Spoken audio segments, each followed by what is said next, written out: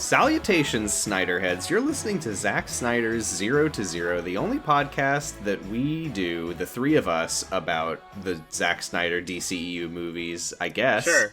Sure. That's a fact. I'm So Sam, far. and it has been 0 days since I got mad at a DCEU movie.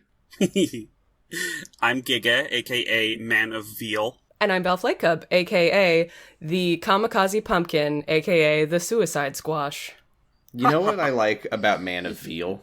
What do you like about Man of Veal? It's like saying adult of baby. yeah. Cow Adult of monkey baby. of baby deer.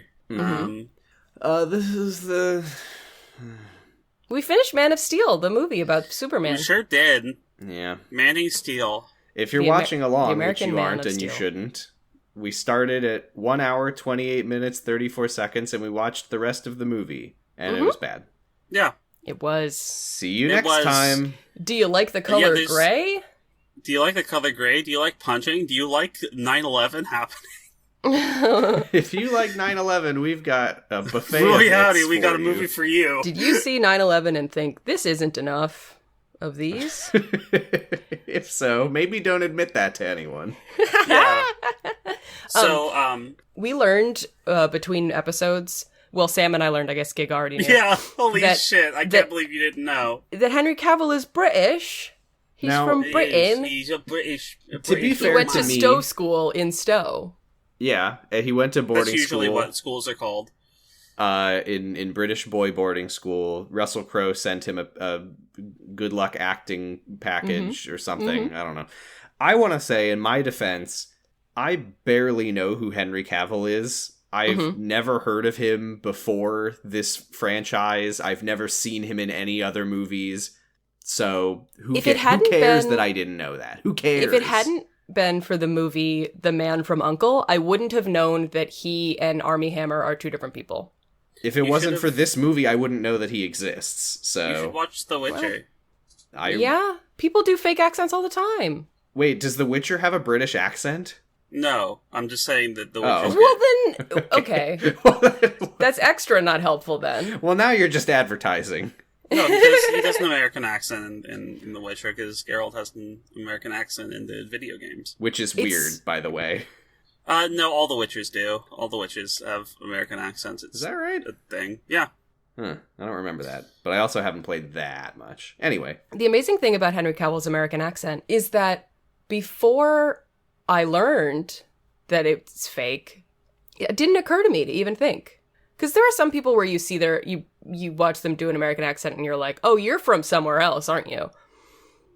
But Yeah. it went over my I mean, once head. you put it together. But then once I learned, I was like, how Yeah, did it I comes- ever think that this man was actually American? Because he has this, like, Yeah, he's- very generic American accent. I wasn't really listening for it, so I still didn't notice. yeah, he leans really hard in the roticity, like Yeah. people do. Yeah. And, yeah. He did a fine job, but it's obvious that he's not from anywhere in America because his accent is kind of not from anywhere in Yeah, America. it's Lois. Well, he's from outer space. What the fuck do you want? I mean, Exactly. he's from Krypton, yeah. Anyway, so Zod wants the baby ship. He comes down and he says, Duckcraft, where is it? The craft, give me the craft woman. Give me Duckcraft. And Martha's gone back to country Martha mode, and she's like, oh, fuck off. Go to Why do you hell. want that baby ship? And I gotta say, Martian Manhunter kind of fumbles this one.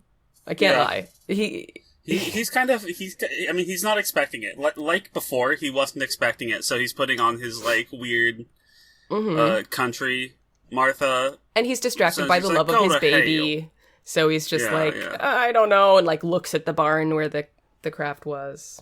His little baby. He looks Yeah. directly at the Baby ship. camera and says, I am a manhunter, but these people seem to be baby hunters. Uh-oh. And so, what's her name? Feora. Feora comes Gets over. Martha in a chokehold and throws Yeah. her.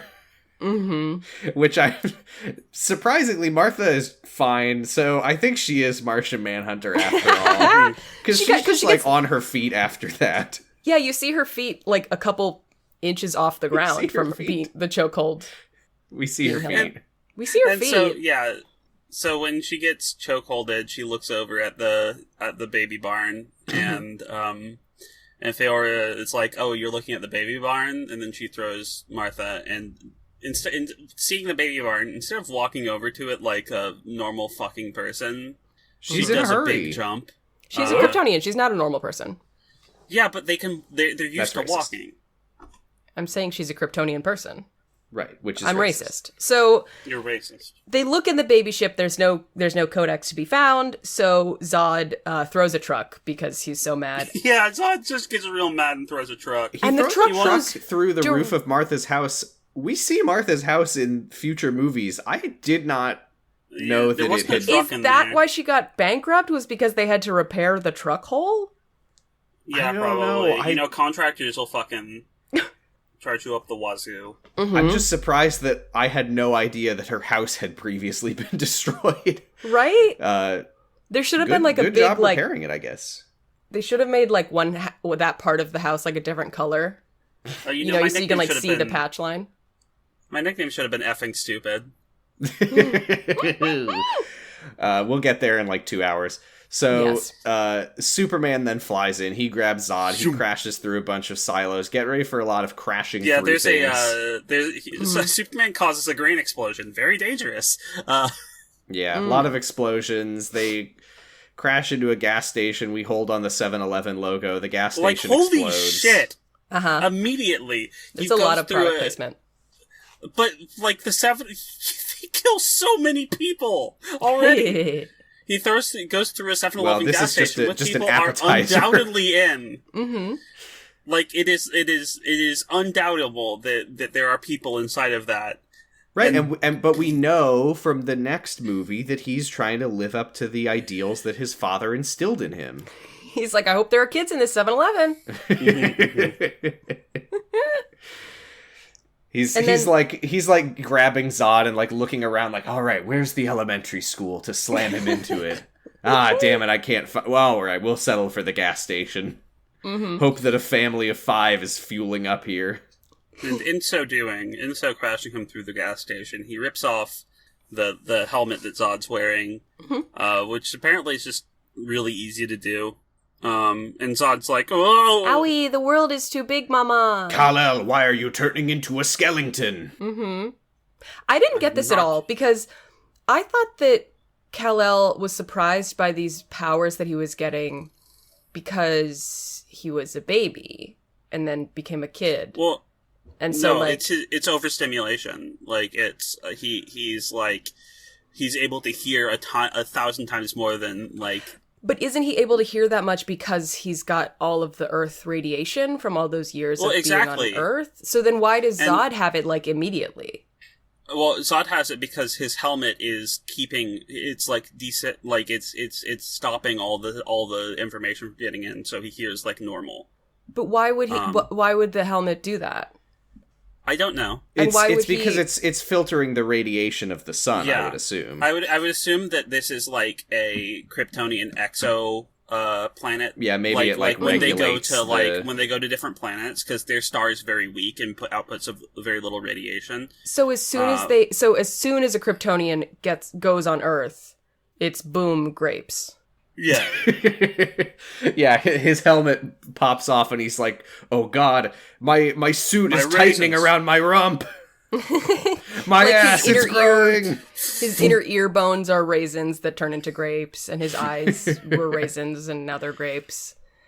So Clark basically tells him, like, my parents taught me how to, like, deal with this, but you're having a real rough time now, aren't you little bitch? Mm-hmm. Zod's ship, not Zod's ship. Zod has like 5 ships and none of them. Here's the thing that I've learned from like Googling stuff about this movie. All of the ships in this movie have names, but none of them are used in the movie. They only are used in the novelization of the movie. I just kind of let them all blend together.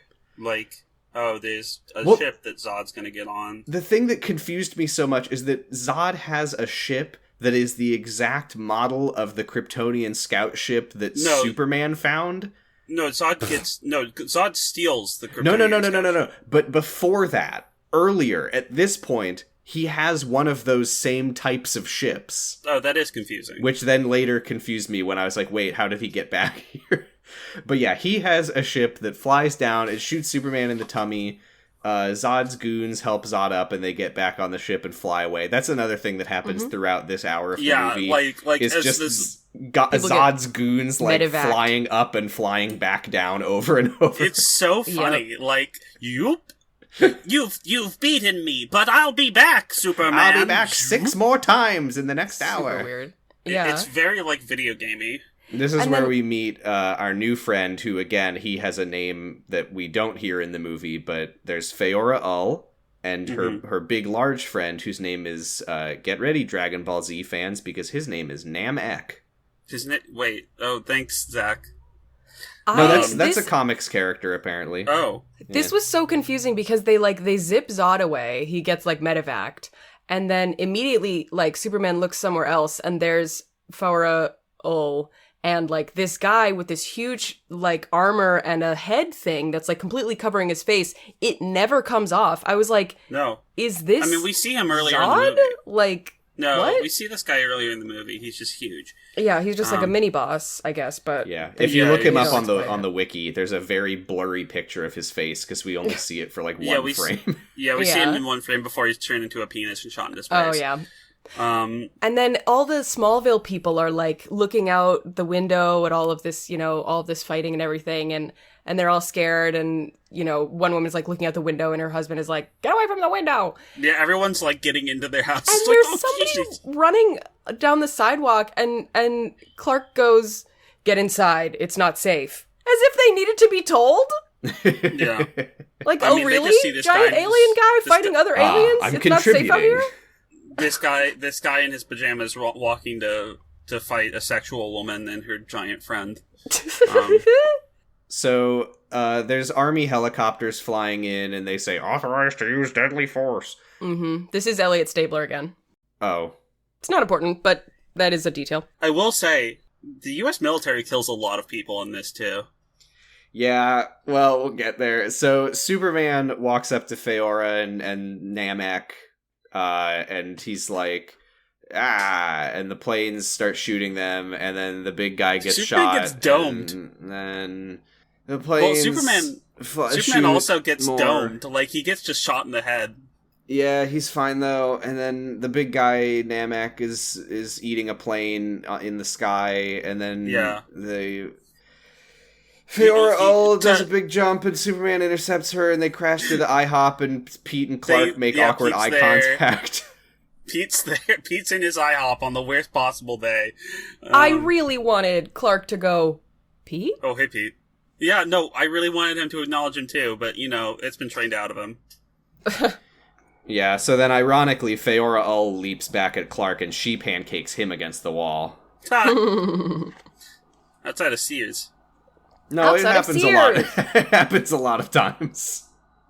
Oh my god, what are we gonna talk about? This bothered me so much, okay? Because this is where Feora Ull, like, takes a break from the fight to be like, you are a weak bitch, Kal-El. Your morality is an evolutionary disadvantage. And she starts going on and on about evolution, but that as, like, a theme that doesn't make any sense, because they're both Kryptonians. There's no evolutionary difference. Well, I think that, she's a clone. She's a pod baby, and the pod babies see evolution like maybe their morality or whatever. It's such a stupid fucking thing to say. Their quote unquote morality is like trained out of them when they're pod babies, or like taken out of them when they're pod babies. Genetically removed. Because they see it as they see it as a evolutionary disadvantage that they can remove by being pod babies. It's a very weird conflict to bring in this late in the game with us never having heard about it before. Yeah, like no eusocial animal has ever been successful. She says like, we have an evolutionary advantage over you because we don't have morality. Which, first of all, like, I don't think it's that they don't have morality. It's just that their values place Kryptonians over literally everything else. You can't not have morality. She's like taking a step outside of her entire, like, cultural context and being like, haha, I am We are the amoral. villains. Not like I have my own morals and yours are wrong. Right. But no, like I'm I evil. don't have them. I forgot mine at home. And then she also says, evolution always wins, which is, like, objectively not what evolution is. Like, And also, that's like saying, I punch harder than you when you punch me, and boxing always wins. It's like, that's the framework. That's not... When you punch also, the hardest, doing it boxing, more. when you punch the hardest, So, boxing like, wins. Wouldn't, if you're a pod baby, evolution be your enemy? Right. It's the opposite You're of what not you're doing naturally to make evolving? babies in a baby stock. This Feral whole is- this I'm whole thing is getting so the idea fucking that- pointless because she's not a character. stupid. She's never been a character, and she will continue to not be a character. So who fucking cares? In my opinion, she Shut up, just fell down a Feral. She fell down a YouTube rabbit hole, a Kryptonian YouTube rabbit hole, and got red pilled. She's the Kryptonian version of an incel. Yeah. That's evol- literally she's- all of them. She's a Volcel, this but is the incel bad army. connotation instead of good. Like, no, that's all. Yeah, no, wait, what are you talking about? All Kryptonians are incels. No, they're So there's they're more Volcels. fighting. They go back Alright. outside. More army guys approach. We take a little moment to have Feora all like taunting Clark with the gigantic Sears logo behind her head. Mm-hmm. So unnecessary. I also Superman just starts this- using his eye lasers, which I don't think they were expecting. I don't think they knew that they could do that. Yeah, they don't have it apparently. Well, yeah. I don't think And- he used them much up to this point. Well, he used them on Lois's belly. His teacher. Oh, true. His true. teacher, he killed his teacher with his laser But eyes. like, I don't know if they had formed. Like, he kind of looked at things and they became hot. I don't know if he had fully formed the eye beam until now. No, he did it on Lois's tummy. We didn't see that. It cut to black. Like, maybe I would assume that if he eye lasered her tummy, she would have died because his lasers would have gone through her. I also assumed that. That's why I was very confused. Like, maybe he just looked at, because his eyes can He make can things control hot by the looking at intensity. him. With Yeah. his Maybe smolder. he had never gotten this Yeah. smoldering before. So more army guys come in. This scene just made me sad because there's so little color, and like again you can just tell from seeing Superman's suit, and it's this like desaturated navy and like kind of grayish maroonish, and it's just like, this is supposed to be red and blue. Can it just be red and blue? Right, Can I mean, we can the see it at other movie points in the be movie where it's more bright? saturated. Like, they literally turn down the saturation here.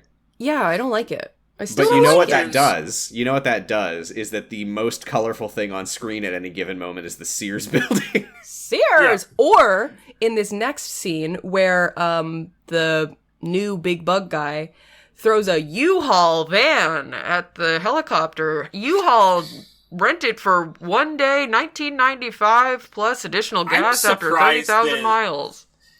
Yeah, this is Use the the most... offer code 0 to 0. This is, like, such weird product placement because it's like, oh, the enemy is using a U-Haul van to destroy U.S. troops. Brought to you by 7-Eleven. Don't go too close. It might explode It and might kill your explode. family. Which is unfortunate because so the U-Haul troops come vans in. are such a conveniently large size to hold so much cargo. The troops I want the come listeners in. to know we did not discuss this before this. Val is solo sponsored by U-Haul. Yeah. I am. Just in Lesbians, Wow. hit me up for a coupon code. So the army guys say that they are supposed to engage all targets, including the blue guy, and they say, "What blue guy? Oh, do you mean that gray guy?" Gray guy? Yeah. The one who doesn't have anything on his head. So the troops start doing exactly what they will do for the rest of the movie, which is shoot ineffectually at Kryptonians. But very effectually at any civilian bystanders. Yes. One of the helicopters dies. Yeah, the helicopter dies, the gunner falls out, but Superman catches him and they kiss, and then the Air Force guy, who is played by Christopher Maloney, he's there.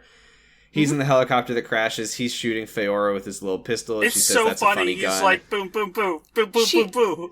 He shoots her with his bigger gun. It doesn't do fucking anything. So he throws that away. It's out of bullets. So he throws that away and he takes out his smaller gun and starts shooting that at her, and it also does nothing. It's like, Maybe what? this one, though. Yeah, like, and then he takes out his knife, and Feora's like, "Oh, I've seen Dune," and she pulls out her own knife and she says, "A good death is its own reward," and then gets yoked. Yeah. He's alive for now, though. Superman throws Namek into a train, which explodes. The Air Force guy... Oh, yeah, he pulls out his knife. She says dying is epic. Yep. She's about to stab him, but then Superman flies in and knocks her down, and then her helmet breaks, and then it's skeleton time for Feora. Knocks her into the Sears appliance store, where you can buy any array of your favorite appliances of any brand. And then she gets zooped back up by her own ship, and then Superman looks up and he discovers that he was maybe throwing Namek at a train was not a good idea because Namek has thrown the cab of the train back at him. Yeah, this is where he goes crashing through the Sears, I think.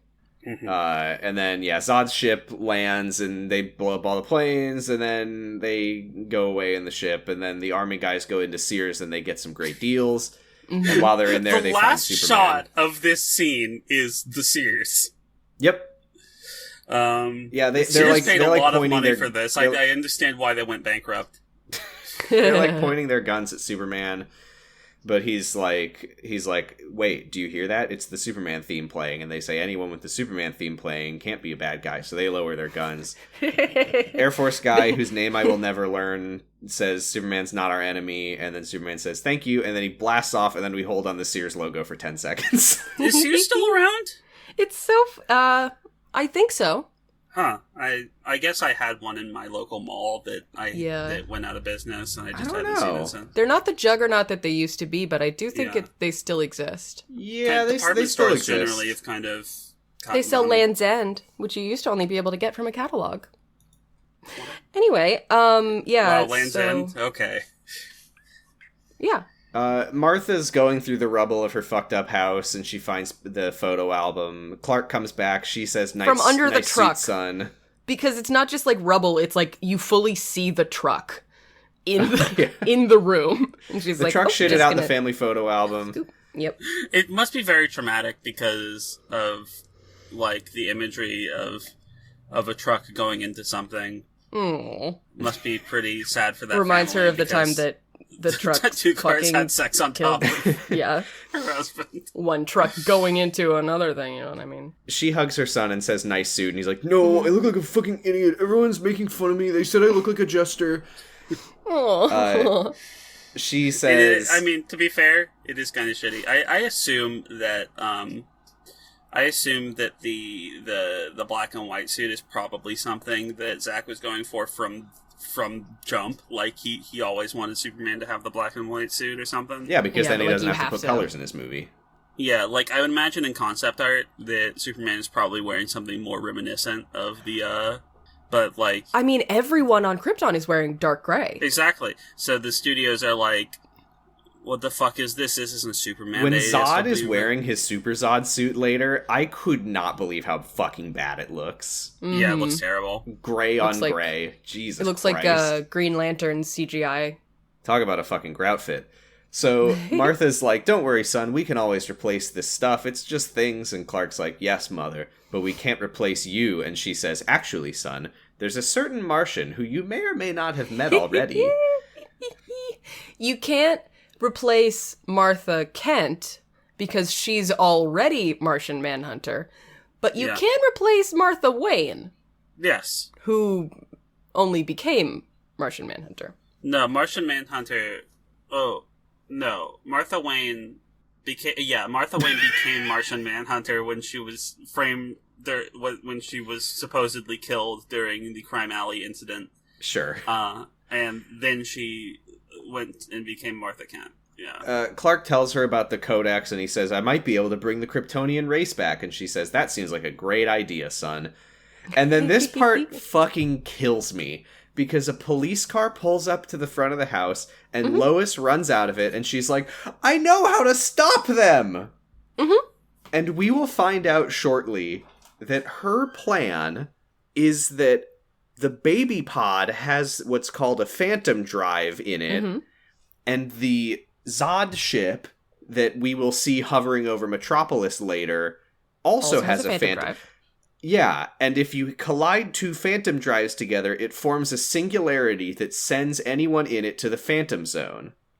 How the does fuck does Lois Lane know any of that? This is what Jor-El was telling her about how to defeat Zod. I thought, but we saw their entire interaction, and he just said, "No, we didn't. It's the Phantom Drives." Wait, no. Remember, we cut away, and she was like, "Oh, thanks for the explanation." Yes, I also was like, "How the fuck does Lois know anything about science at all?" This is Jor-El, who because Jor-El changed the Phantom, like Jimmy to Phantom Drive or whatever, to be the baby ship, and Zod did the exact same thing. I get that part. I just didn't for their I just didn't remember that. This is not Lois's idea. Yeah. Also, I'd also just like to go through Lois's timeline really quickly. So Lois is in the the escape pod. She gets rescued by Cal. He brings her down, puts her down on the cornfield, and then here's some cop cars. Well, I'm not good at remembering names, so whatever. Do you want me to call him Kyle instead? He's Clark. Okay, Clark. So, and then he sees the cop cars coming, so he neumes away. Then, while Clark is fighting the bug lady, the big mechanical bug guy who has a name apparently, who's getting not shot at in the Sears copyright, while all of that is happening, Lois is walking over to the cop car, getting in, and getting a ride to the Clark residence. And then, by the time she gets there, Clark has had time to come back, have a little convo with his mom, and then she gets out and she's like, "I know how to defeat them." How far away was she? Where was this cornfield? I don't know. Because I remember during the fight being like, "Wait, where are Lois and Ma Kent right now?" Maybe she got processed. They took her down to the station, she got processed, and then they drove her back. Right? They're like, "Tell us everything you know about this alien." But then a mysterious U-Haul from heaven came and destroyed the jail cell, and she was able to escape. A strange green man. So then we go to the Kryptonian ship where Zod is. And the Nazi Kryptonian is like, "Don't worry." Jax-er is his name, apparently, for anyone who cares. Yaxer? I hardly knew her.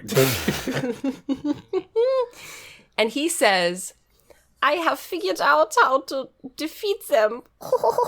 Because the Codex is not on the Earth. It is in the baby."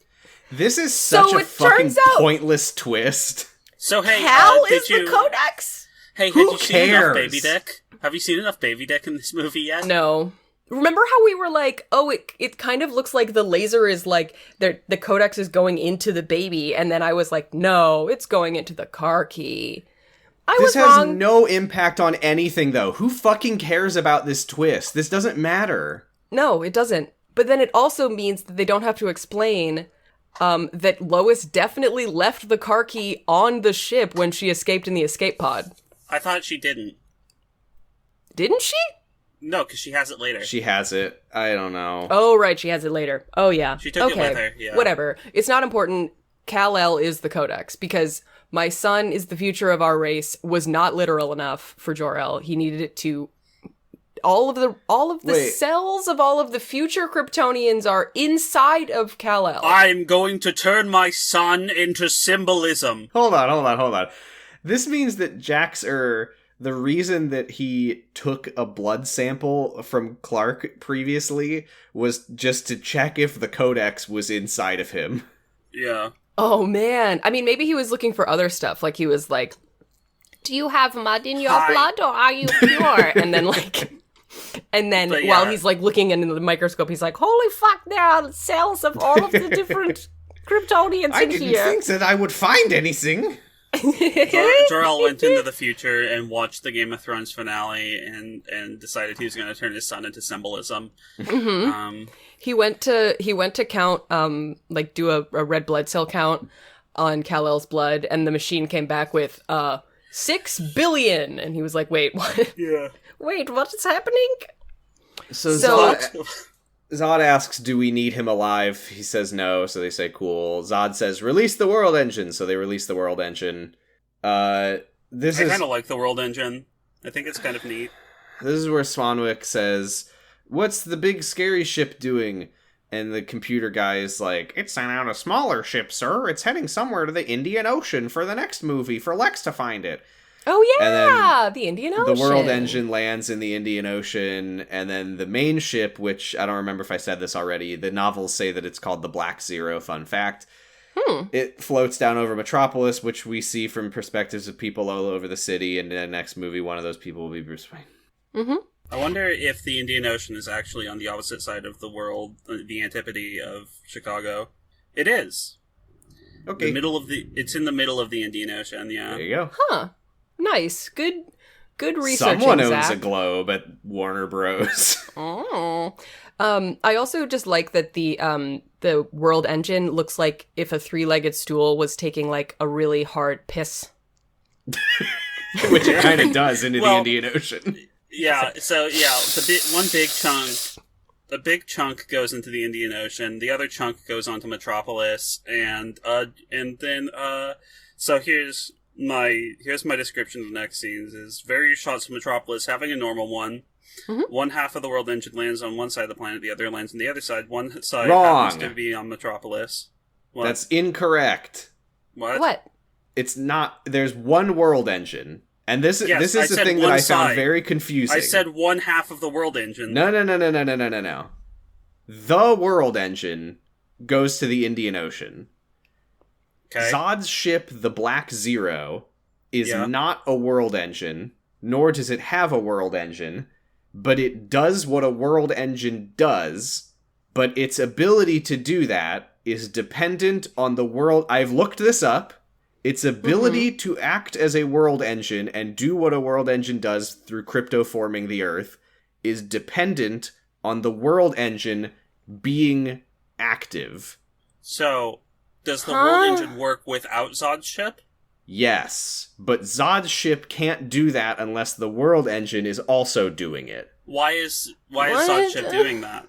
Because it needs to for the plot to work. So it is a world engine, it just... So why not just say that the whole thing does it? Because that's not what it is. I don't know why.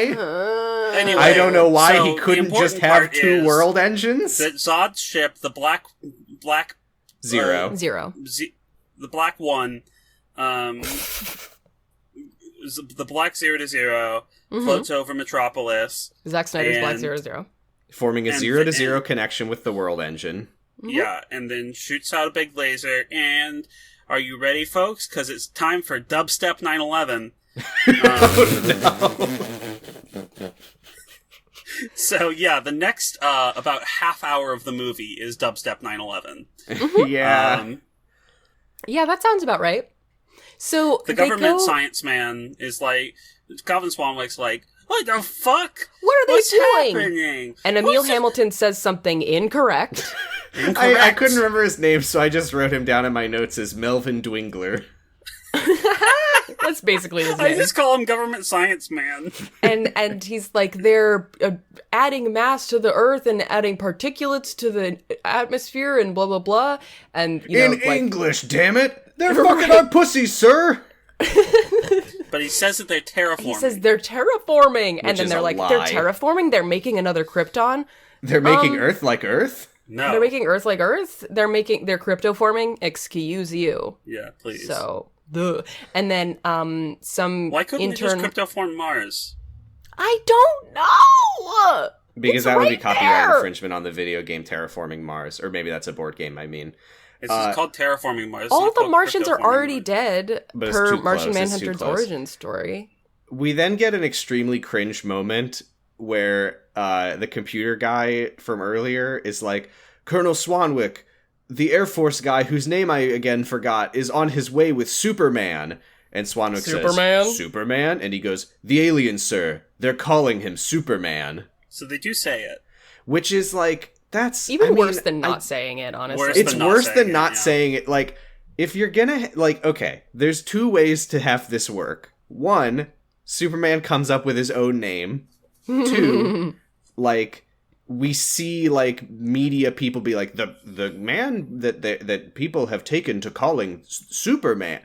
Just having him be like, oh, sir, the other army guys have started calling him Superman since they met him at Sears earlier. Like, that's just so ridiculous sounding. Yeah. It's like, I mean, The troops. it's like if people on Game of Thrones called it the Battle of the Bastards. Yeah, Oh, can you yeah. imagine? Show. Can you imagine that happening? Okay, You know, I need to mention. Also, the fact that Lois starts to come up with the idea, and she has the same thought as everyone else, where she's like, "Oh, maybe it could stand for soup." Oh, just kidding. And S for then later, SpongeBob. somebody's like, "Oh, we're gonna call him Superman." It's like nobody thought of the word like spectacular or special or like or sex god or yeah. Well, I no, need to. but you have to realize that one of the the troops were very into Nietzsche, and they're like, oh, it's the Ubermensch, Uh-huh. Mm. and they're like, And somebody's oh, like, "What? but- The Supermensch?" Yeah, Ubermensch does mean, it means overman, but Superman is effectively what it means. Well, I need to mention, by the way, top 'cause guy is essentially we what it didn't- means too. We didn't talk Yes. about it, but there's a part earlier where the Nazi guy whose name I already forgot, he's on the Black Zero, he's pushing buttons and beeping boops, and he turns to Zod and he says, His name is Yax-er. I'm Yeah. remembering that now. that's right, and he's like, Yeah, exactly. General Zod, I our hardly ship, knew her. we are now slaves to the world engine. Why?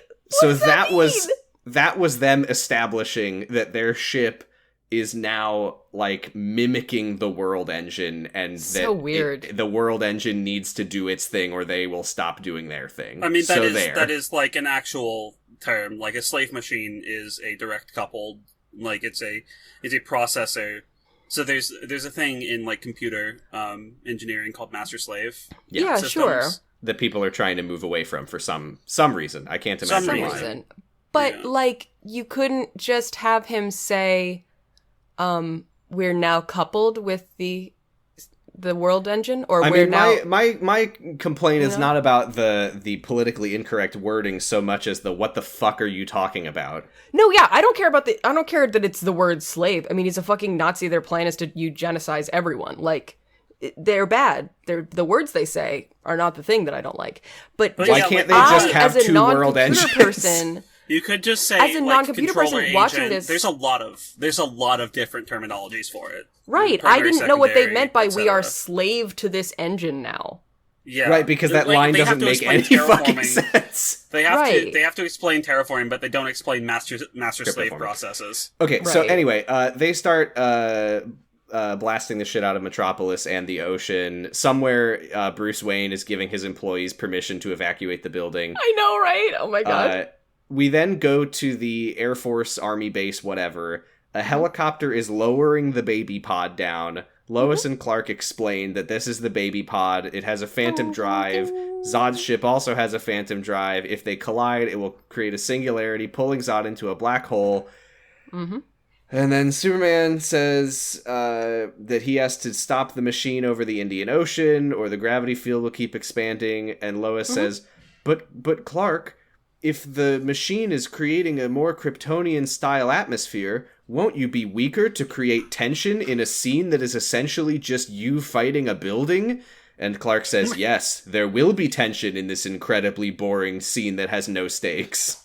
It's But also will like the- I did not understand what he was doing. Like, it's not clear. But you'll cough. Will the coughs be well processed and integrated into the soundscape of the movie well? No. No. They'll suck.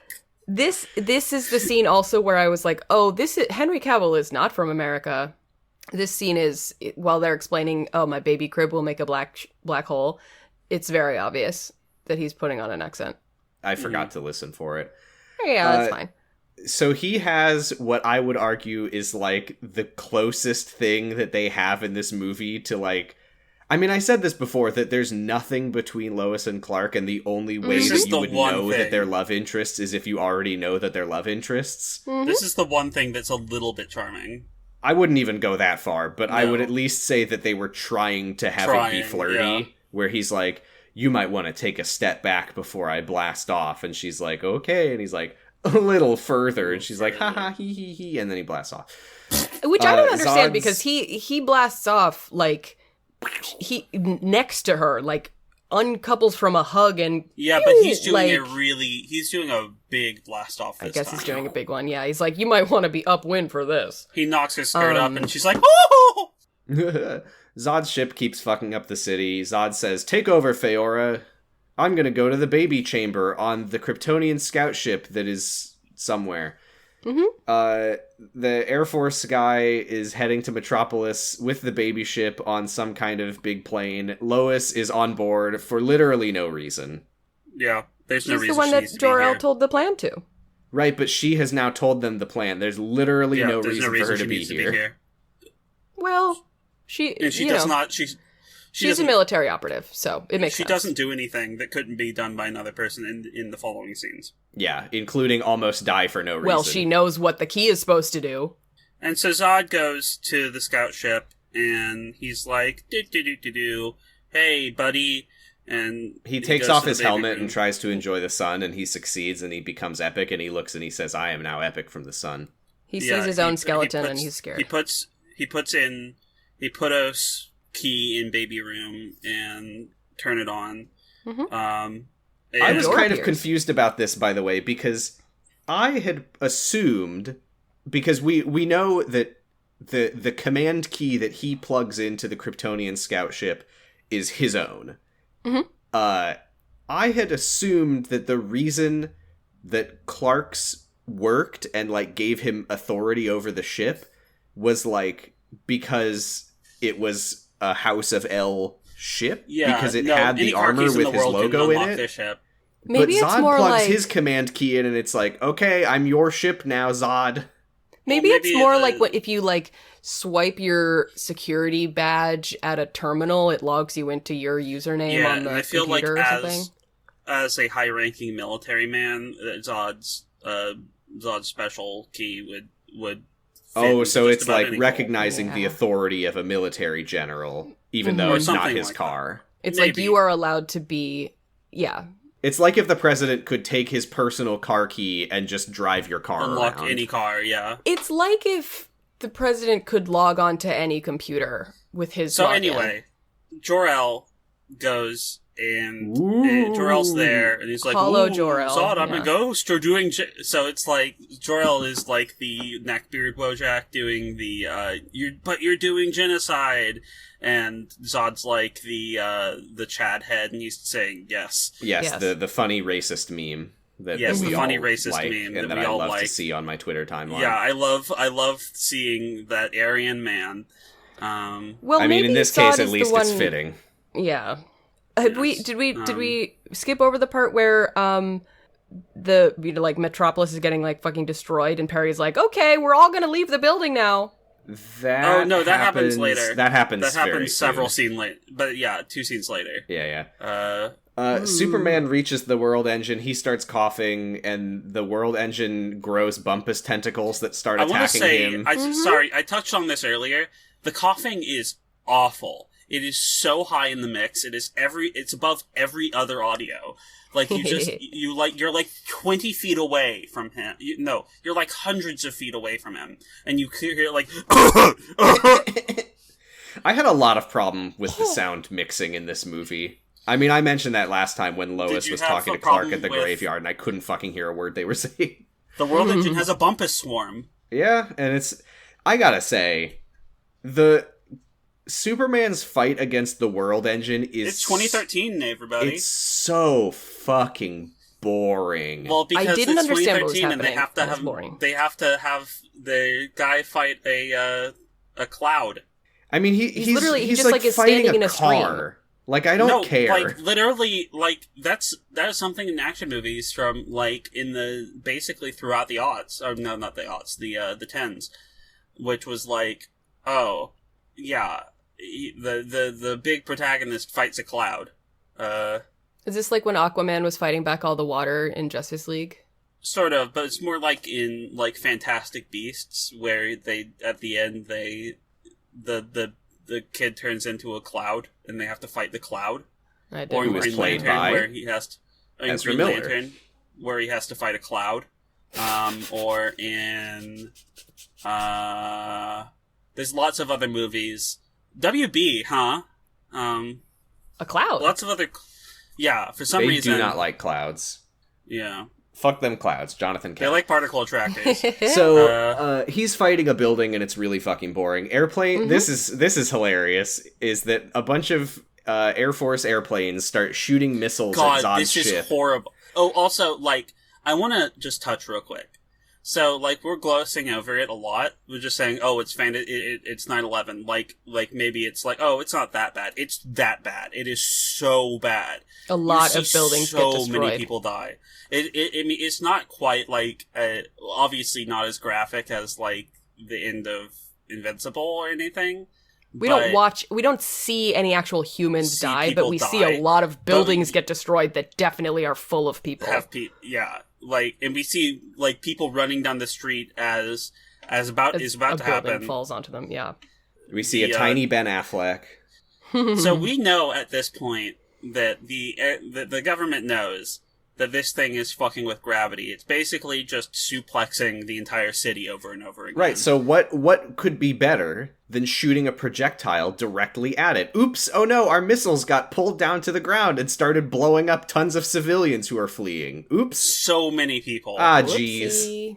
Ah, shucks. Just you see people fucking evaporate. This is where we see Perry at the Daily Planet office, because you don't evacuate until your boss gives you permission, because I mean it's Bruce like a snow day, you know. He's like, all right, everyone, like we could take a half day today, but like I really like if you can come into work tomorrow, like do your best, like you know. So they all start running out the door. We see more planes fly past Zod's ship, but then they get like sucked into the I don't know why they know about the gravity effect, but they fly directly at it and start closer. Like careening around the city and crashing through buildings. They're like flies. It's fucking like moths to a flame. Now this is my favorite part with my favorite character. Yeah. Jenny? Lois Lane's boss Perry is almost killed by a falling skyscraper because his dipshit fail daughter employee Jenny is just standing perfectly still, like, that building's falling over. And he's like, Jenny, we gotta go! Like Jenny, come on, Jenny, no! Yep. Yeah, and so he Jenny! Jenny's so bad at surviving 9/11. Jenny is a lemming, and I love her. There's fight, flight, or freeze, but come on, Jenny. Everyone else is running. She stops running to stare at the building that's coming down. Hey, I can't blame her. Like, hey, Jenny, you're gonna get hit by that. That's a nice building. We could be Jenny. That's all I'm saying. I wish. True. So we go back to Jor-El arguing with Zod. It's whatever. He's also, like, genocide is bad, and Zod says, shut up. They dodge the falling skyscraper like it's a boulder rolling down the street. Like, they just run into an alleyway. They run perpendicular. You realize that, like, there's giant rocks flying through the air at incredibly high speeds, and that's usually what kills people when building collapses, right? We'll come back to Jenny in a moment, and I'm so excited for that. But for now, we gotta listen to Jor-El arguing with Zod. Mm-hmm. Zod is all but putting his fingers in his ears and going, la la la la la la la la la la. As Jor-El is like, you shouldn't do genocide. And he's like, I'm not listening to you. Yeah, he's like, you're a ghost. You're a hologram. Bye. And then you can't stop. Like, my son's gonna beat you up. Yeah, Jor-El's like, you're a pussy. My son is a baby, but his dick is bigger than yours and he can kick your ass. My son's a total Chad. Just you wait. His gains recently have been incredible. And then Zod says the incredibly hard line of, I will harvest the codex from your son's corpse, and I will rebuild Krypton atop his bones. Because I am the good guy in my own story. He's Jor-El. Good. Well, I mean, Zod's not the good guy in his own story. He's accepted that what he's doing is bad. But he knows that it's for something that's even better than the bad stuff is bad. He's in crisis. He's doing what he has to do to cope. Yeah, he's coping, please. Can we just be patient with Zod, please? Anyway. Also, this is something that I was very confused about. I don't know why I'm saying that. I'm like, I generally think that, like, people who do bad things are doing them because they need help. But this is a movie and it's dumb. Zod is very evil. Here's what I didn't get, okay? Why does Zod's command key have Jor-El's ghost in it? Because I thought that was bound to Jor-El the... installed himself into the ship on Clark's command key. So Clark. Okay, so okay. If we Jor-El go back, is Clippy. Jor-El created the command key that he gave to Clark. When Clark plugged it into the Kryptonian scout ship, Jor-El, who was in the stick, uploaded himself also to the ship so that when the ship is on, he's also there. Yes. So then, even when Zod is here, Jor-El is still here. Yes. And then Great. And then Zod isolates Jor-El's code and kills him. Mm-hmm. Fine. Yes. Whatever. Okay, fine. Jesus Christ. Yes. So Jor-El is Clippy. I noticed It you're trying looks to like do you're- genocide. So Clark is coughing, and the Bumpus machine reaches out one of its grabby tentacles and slams him into the suplex beam. And there's no tension because he's obviously not going to lose a fight to a building. Clark gets suplexed by the building, and oh no, Jenny! This is my favorite part with Jenny, because Jenny is trapped. She is trapped in a perfect rubble prison cell. House. Like, They do house. not It's show how this happens. It's like a little no. room where she can like move around, but there's like a little window for her little face with Perry like is rebar crisscrossing over it to make like the jail cell bars. You Perry's look away like, from Jenny for 10 seconds, she gets stuck in a little Yeah, Perry's like, rubble "Where's house. Jenny?" And Jenny like waves from inside her prison cell. And it's like, "I'm over here." Perry Her runs little over. igloo. He's God like, damn it! detritus. Perry runs over. He's like, "I'll get you out of there. What do they call you, Jenny? Jennifer?" And she says, "You're the boss, boss." You're the boss. She is so... I love this part because the guy with the receding hairline, who I thought was the Air Force guy undercover for 5 seconds earlier in the movie, his name is Lombard, apparently. Perry calls him over. He's like, Lombard, get over here. We gotta find something to get Jenny out of here. He's a Kryptonian. And Perry like takes one step away to look for something to help Jenny, and Jenny immediately starts screaming, and she's like, "Don't Perry, don't leave me to die!" And it's like, "I'm not. Please." She's scared. Okay. She's scared. She's going through it. I can believe that. They're all Perry gonna is die like, because "I will of look Jenny, and I around." love it. Perry is like, I will look around as much as I can while also still putting my hand in your little rubble cage. There's Like, nothing. I will at least be an arm's length away from you, Jenny. Nothing but respect for Jenny. So They're like trying to like leverage the rubble out of the way while the shockwaves are getting closer and closer. And don't they know that Yes. you can't? So you No, they can't don't. leverage a heavier object with a lighter object. That's not how that works. Anyway, they're just trying to get Jenny out.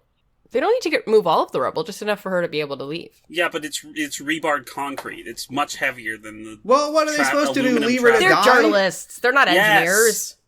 So, and it's getting really bad because they're super not able to get anything.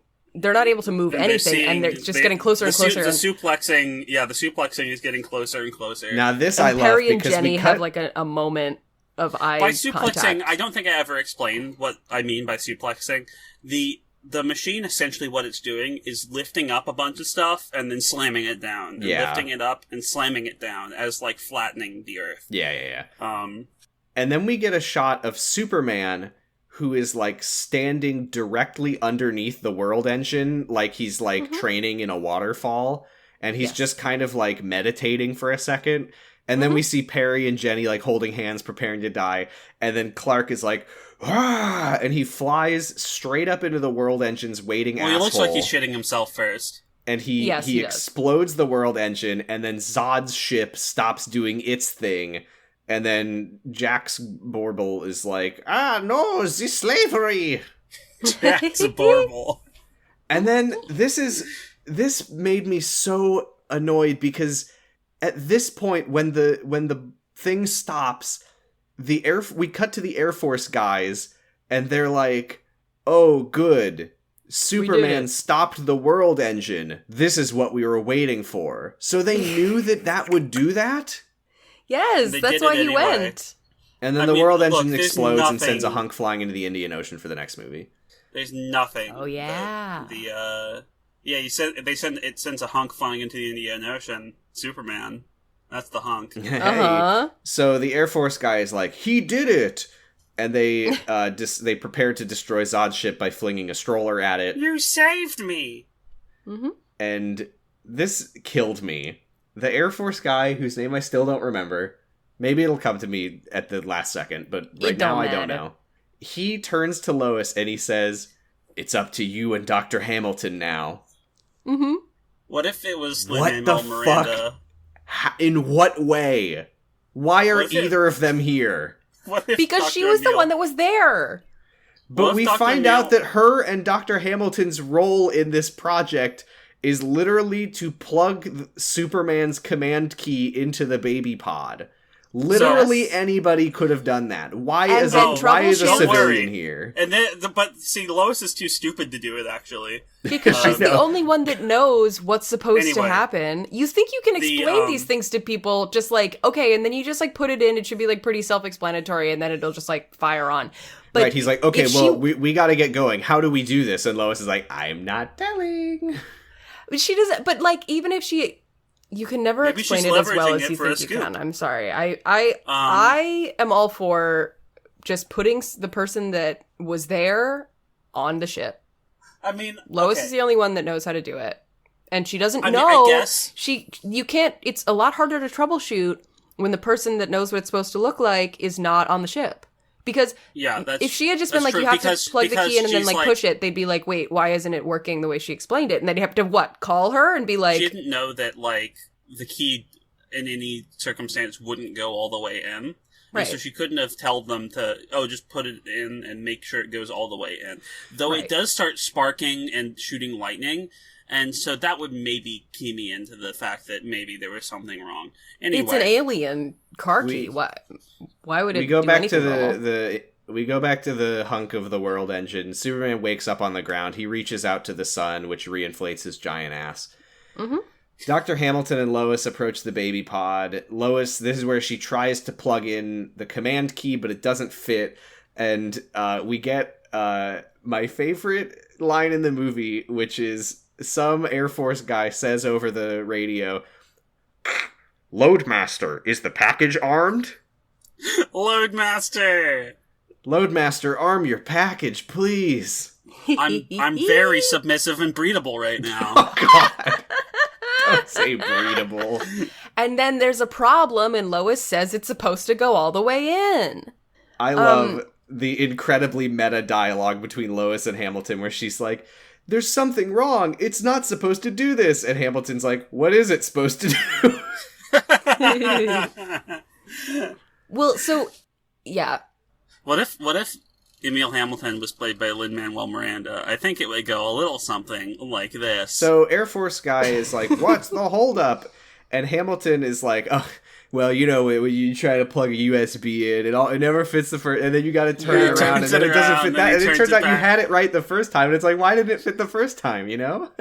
Yeah, USBs are four-dimensional. When we figure out what was wrong, and why it wasn't going in, I almost, just closed the window. I was so fucking angry. So this is where I got confused, because Zod flies up behind them in the Kryptonian scout ship that he stole from Superman, not to be confused with the other Kryptonian ship that he was in earlier that looks exactly the same. Oh, I did definitely confuse that. Yeah, and then he prepares to wreck their shit.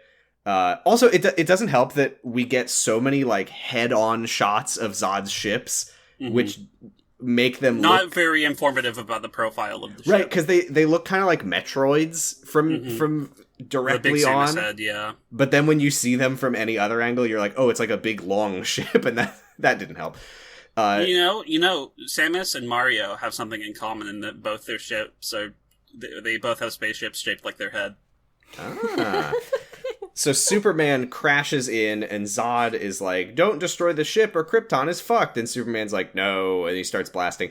I want to say... I wrote down, "No, stop, I want to destroy the planet." I want to say right now, because I did pull it up to compare the Batman v Superman version. this is around the time that Bruce arrives in Metropolis, and I will have a few more notes on that in a moment. Well, And great, tells his employees to leave the Not- building. I'm glad that I get to think about that stretch of the movie again. Oh my god. Perry and pals watch as the Kryptonian ship crashes through a bunch of buildings and lands in the middle of the city. Feora Ul gets in the escape pod. Careful. What? They'll kill you. Yeah, careful. Yeah. This is also Jenny is now free. Yay. They don't show how, but she is free now. She's fine. We also see They the gave baby her- stocks. Well, they gave her a sock. Stop with the Harry Potter references. Great. And then this is the baby funniest stocks shit. crash and splash Where everywhere. Hamilton is looking at the command key and he's like, why is it on electricity? Ah, it's sparking. Oh no. Wait a minute. I know. And he just swivels a Turns chunk a of bit the of it. baby ship into place. It was just misaligned or something. Holy fuck. Good thing Lois was there. Which, not to get too in the weeds here, but if that part of the pod is designed to be able to rotate on its axis, then why would it being rotated make the key, explode when you try to put it in? Have you ever tried to turn on a car with the wheel turned too far to one side? Exactly. Yeah. Well, Exactly like if that. you pull into a parking spot with your wheel sparking command key is like a security measure. Yeah, No. it's like when you put your baby, the baby seat into your car wrong, your car doesn't turn on. Well, but yeah, also, but the having my wheel turned too far and my car not turning on isn't a security measure of the car. It's a mechanical flaw. Also, isn't the thing Maybe that he's I'm rotating literally just the little tray that baby Kal-El was in? Sam, what we're talking about is if you pull into a space and you have to turn the wheel all the way to the right or whatever, and you park it with your wheel turned all the way, you have to your key won't turn when you put it in. You have to kind of right. Yeah. I thought that was supposed to be like an anti-theft thing. Why would that be an anti-theft? Why would that be an anti-theft thing? Because it's confusing and it takes forever to figure it out. If that, But only when your car let me is... say, honest to God, when that happened to me with my old car, I looked up how to resolve it, and the Google results that I found said it was an anti-theft thing. So don't ask me. if that's an anti-theft thing, then bra clasps are birth control. Am I right? Hey. Yeah, sister. So this is the anyway. next funniest part of the movie, where an 80-yard-in soldier voice yells at Lois, "Miss Lane, it's not safe for you over there." And we cut to see that Lois is just standing on the edge of the open cargo bay in the flying airplane. Yeah, 10 feet away from where she was before. She's just standing there, looking out over the edge, I hope I don't fall. And he's like, Lois, what are you doing? And she's just standing there like a deer in the headlights. And then the soldier, reaches out to her and he goes, "Miss Lane!" And then Feora Ul flies into the plane, slams down on the floor with a Mario ground pound, and sends that soldier, launched out of the plane to fall 10,000 feet to his death. There is an extremely loud Wilhelm scream. And as he flies over Lois's head, he, high fives her and knocks her over, so she's dangling out of the plane for a second. Also, wasn't he further into the plane than she was? Why was he the one that fell? Because she has a Feora name. knocked him out when she landed in the plane. Oh. I had to watch it 3 times to see it happen because it's very fast. Redonkulous. Yeah. Ridiculous. Gun guys are shooting Feora. Nothing happens. She goes up to the pilot, right? Is this where we're at? Yeah, to Air Force Man. Sorry, Yes. did we talk? Sorry, I was looking up whether it was a security measure or not because I was very interested. Okay. Wait, did we talk about the part where the guy's like, "Miss Lane, Yes. it's not safe over there," and then he gets comedy shot at. The comedy in this movie is really weirdly placed because there's no way that wasn't supposed to be funny. Oh my! Well, the weirdest one. I think it's supposed to be dramatic. I don't think it's supposed to be funny. No, well, it's coming up. I know the my one you're God. talking about. It's your nickname, right? It's so weird. Yeah. So then she goes back up to Elliot Stabler, Air Force guy, Chris Maloney, and she's like, do you want a knife fight now? And he's like, what was that cool thing you said earlier? A good death is its own reward. And then and then flies the ship into Zod's ship? Yeah. To kamikaze style. It collides the phantom drives. Yeah, Hamilton pushed the command key in also. Okay, yeah. So so it's time to deliver the load. He pushes the command key into the baby pod, and then he's like, nameless Air Force guy, it's ready. And he goes, a good death is its own reward, like you said, remember that? And then he steers the plane into Zod's ship. And then we learn that the reason that Lois was standing on the edge was so that she can be dangling when they are about to crash, so that she can fall out and not get sucked into the singularity with everyone else. Yes, because literally everyone else does. Yeah. So, so the black hole. Clark is here to save her. So Air Force Man and Emil Hamilton are in the Phantom Zone. I guess. Oh God, yeah, they are. But I want to see the sitcom of them trying to get along with all of Zod's goons. Yeah. Look, this is the situation we're in, so we got to work together. But I want to strengthen the genome. There's like an awkward Kryptonian love connection between Feora and Air Force guy, and he's like, remember that thing I said about a good death is its own reward? I was just caught up in the moment. I mean, they had more chemistry than Clark and Lois. So. I mean, Clark and his mom had more chemistry than Clark and Lois. So Zod's ship disappears. Yeah, that Phantom Zone is going to be its own reward, if you know what I mean. Hey, Perry and... I'd let Feora all into my Phantom Zone. Perry and his employees run out of the rubble, and he offers Superman a job on the spot. You're skipping over an important part! So, it's very... What are we skipping? The kiss! Oh yeah, they do make out. No, that happens later, because we see that... Perry that happens right now. I was just making a joke. Perry and his 4 co-workers are like the last people in... the only 4 people in the city center of Metropolis who survived. Yeah, yes, we cannot emphasize enough that everybody in Metropolis is dead except for Lois's boss and co-workers, who then proceed to watch her make out with Superman. There is a lot more Metropolis to kill people in. Not here, there's not. Superman rescues Lois as she falls and isn't in the black hole, and they land, and then... There's no, we can't articulate how little tension or romantic chemistry they have. They literally just look at each other and make eye contact for 10 seconds, and then they both remember what's next in the script. Yeah, they're and kiss each other. We're Lois and Superman, and that's the love interests from the comics. So Perry Perry sees this. So this is why when she's like, it's not for a story, in the next movie, that's what he knows, that she's dating Superman. Yeah. So and then we get I love this dialogue.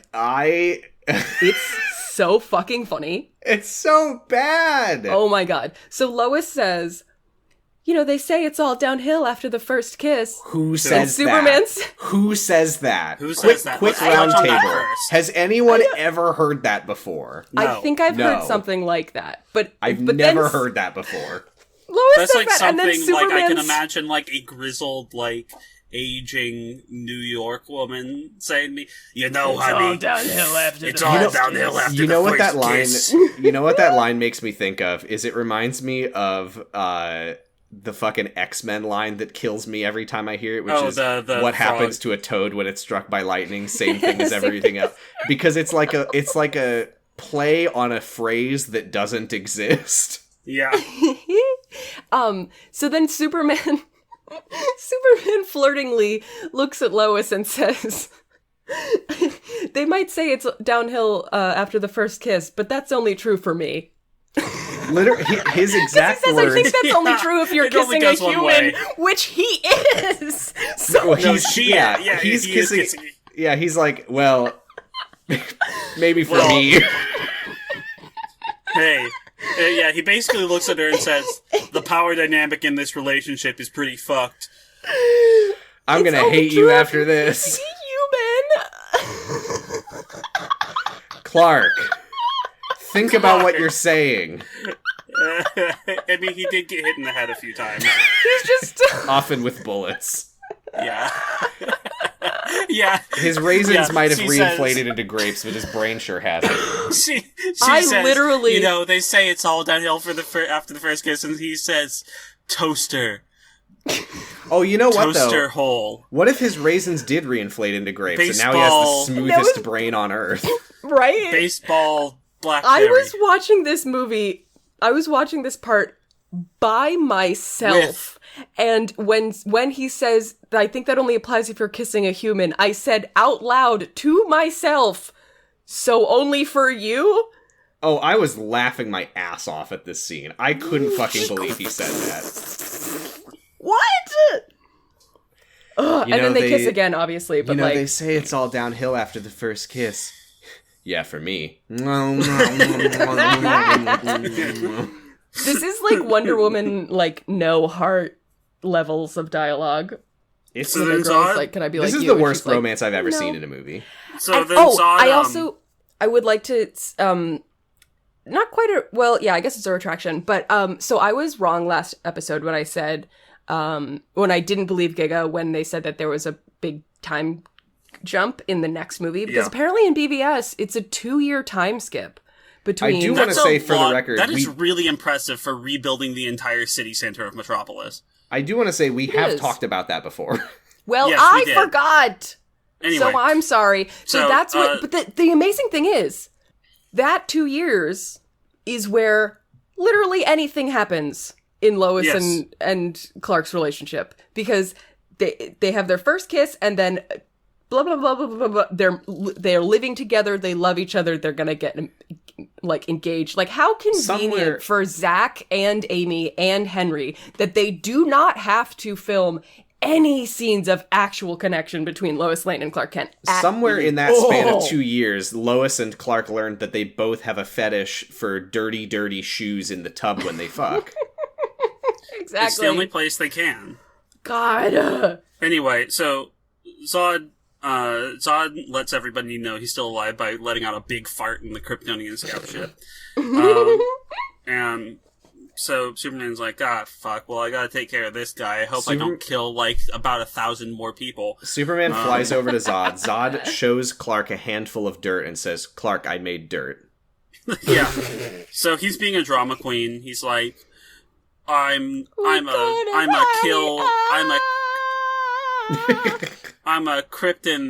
kryptonite. I'm a Krypton helping robot, and you took away Krypton. So what do I do now? He And literally says, I was assigned cop at birth. Yeah, Yeah. he says This that is all I my job am. was to be cop. Now I can't be cop to anyone. like essentially he is a machine that has lost its purpose and is having a crisis. And then, as is customary for this franchise, we get a reaction shot of Clark looking at him with an expression of, I don't know. Every face that Superman makes, like as Superman, is just a variation on the he looks polite cat. Yeah.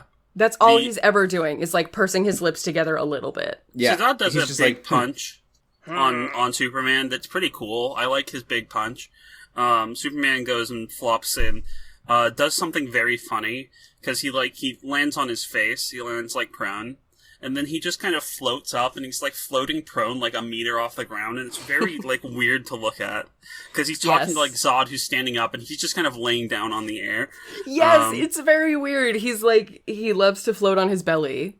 So here's my note: is cool. I guess the city could be destroyed a bit more.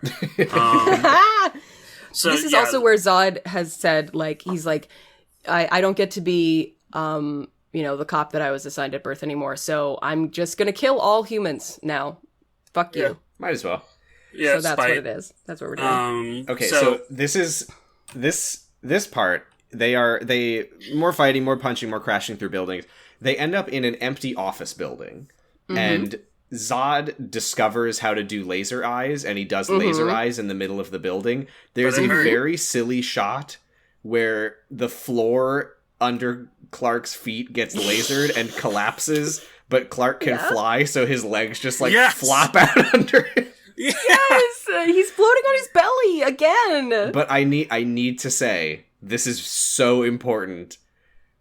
because I compared it with the Batman v Superman version of this. This is upstairs from Jack. In this moment, as Zod is doing lasers, Jack is praying to the Lord Jesus Christ before he dies. This is the Wayne Financial Building. How do you know that? Wait, what? Because you see the floor collapse behind Jack.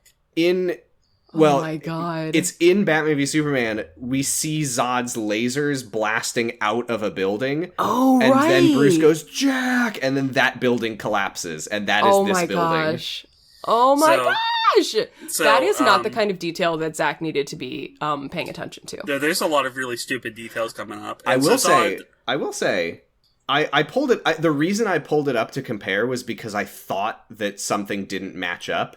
Because in my memory, what happened was Superman flew past the Black Zero and lasered it, and it exploded. But so I pulled it up to see. It is the plane flies into it in its singularities. And I watched the rest of it, and it actually does match up pretty much perfectly. I mean, that's pretty much the bare minimum. So that's pretty cool. Good. I mean, again, none of that needed to be in that movie. That's just kind of what I would expect 5,000 if you were to revisit. upvotes on r/movie details. Yeah. Like, I don't know. That just seems, like, basic to me. Like, that seems basic competence. I mean, I was saying the reason I looked it up was because I thought there was a gigantic inconsistency. Yeah, but you expect incompetence and you get basic competence. Right, exactly. You would think the same thing happens from one movie to the next, except, like, Zack Snyder's Justice League starts with Superman screaming and dying in a way that he doesn't at the end of BVS. So it's like... I want to talk about that later. No, he does scream. It is kind of a lot to expect. He does scream. He screams, but that's not... He doesn't, like, scream and die. Yeah. It's different. It doesn't matter. He screams at the end of this movie. So... There's more fighting, more crashing through buildings, more shots of civilians watching stoically with no expression instead of running away. As they're about to get crushed by a giant falling skyscraper. Like, what the fuck?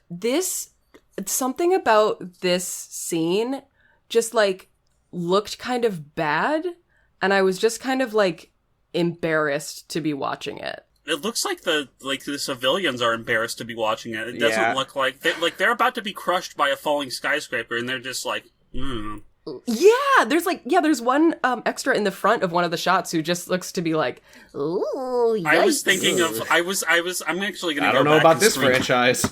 I'm actually going to go back and screen cap that extra because I know the exact one you're talking about. Yes, we should tweet it. Okay, so this part is very funny. All I could think was like that meme of that person being like, "Are you not ashamed? Do you not feel embarrassed?" That was me watching this. I'm not familiar with that meme.